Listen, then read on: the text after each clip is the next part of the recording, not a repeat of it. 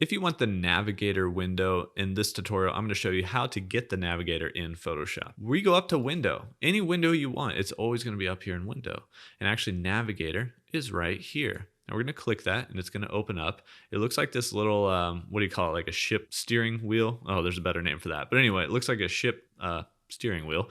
And the Navigator allows you to view your document at different zoom levels or zoom in and out. And it shows you where you're zooming. So it's nice because you don't have to just scroll around your document. You can actually see the full document here and the zoom window.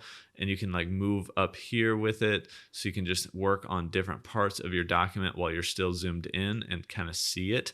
You can dock your Navigator just by clicking and dragging on this. And let's say I want to put it up here in this corner. Instead of the color and swatches, I want Navigator up here and I can move this around. We can also click on some of the panel options up here. Not a whole lot, just the Navigator color. So if you're working on a red document, you might want to change that to a different color to where you can actually see the little outline of the zoom in. But other than that, the Navigator is pretty simple, and that's how to get the Navigator here in Photoshop.